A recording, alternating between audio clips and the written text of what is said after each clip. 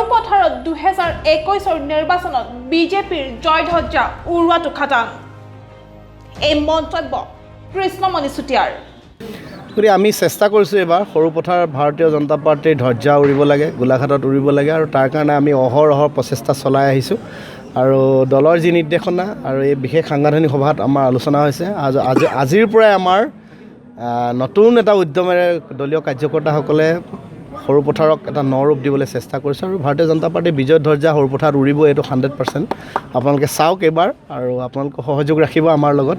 ভাৰতীয় জনতা পাৰ্টী আমি কৰিছোঁ এটা কাৰণেই, সুস্থ এখন সমাজ নিৰ্মাণ হ'ব লাগে আৰু দুৰ্নীতিমুক্ত সৰুপথাৰ হ'ব লাগে, আৰু সৰুপথাৰক আমি 100+ লগত আমি যোগ দিব লাগে, আৰু সৰুপথাৰক ভাৰতবৰ্ষৰ লগতে অসমৰ উন্নয়নৰ প্ৰগতিৰ লগত আমি সৰুপথাৰক আগুৱাই নিব লাগে, এয়া আমাৰ আশা।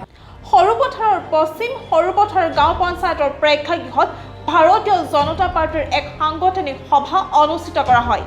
এই সভাতে বিজেপিৰ অসম প্ৰদেশ কমিটিৰ সম্পাদক আৰু গোলাঘাট জিলাৰ প্ৰভাৰী এসময়ৰ জনপ্ৰিয় গায়ক কৃষ্ণমণি চুতীয়া, জিলা সভাপতি দেৱপ্ৰতিম বৰা, জিলাৰ উপসভাপতি বিশ্বজিৎ ফুকনকে ধৰি আন বহুতো দলীয় সতীৰ্থসকল উপস্থিত থাকে। এই সভাতে সাংগঠনিক ভেটি সবল কৰাৰ লগতে সমষ্টিটোৰ মণ্ডলসমূহত কেনেধৰণৰ নিৰ্বাচন সন্দৰ্ভত ভূমিকা গ্ৰহণ কৰিব তাৰ বিষয়েও ৰণকৌশল প্ৰস্তুত কৰে।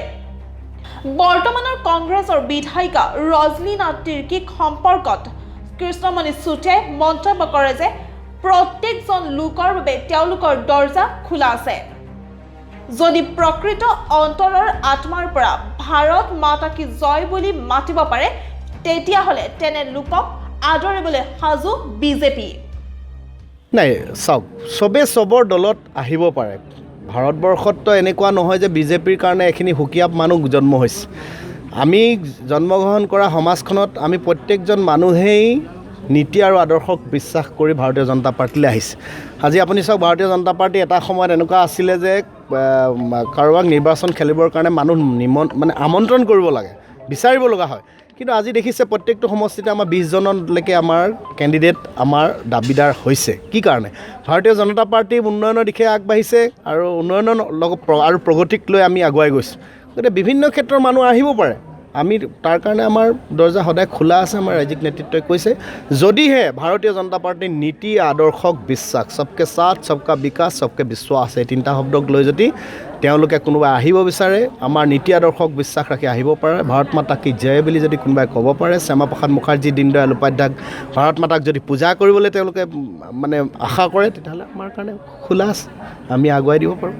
গতিকে কোনোবাই জইন কৰিয়েই যে ক্ষমতা দখললৈ আহিব, তেনেকুৱা ভাৰতীয় জনতা পাৰ্টী নহয়। আপোনালোকে ইতিহাস দেখিছে, কিমান আমাৰ চিটিং MP আমাৰ কেণ্ডিডেট নহ'ল, আৰু কিমান চিটিং MLA যোৱাবাৰ 16 চনত আমাৰ কেণ্ডিডেট নহ'ল। গতিকে বিচাৰধাৰা মতে এই পৰিয়াল চলে। ভাৰতীয় জনতা পাৰ্টী আমাৰ সভাপতি কেন্দ্ৰিক দল, আৰু যি সিদ্ধান্ত ল'ব ৰাজ্যিক নেতৃত্বই ল'ব, ৰাষ্ট্ৰীয় নেতৃত্বই ল'ব। গোলাঘাটৰ পৰা ভাগ্যজিৎ গগৈ ৰিপৰ্ট, নিউজ 5 অসম।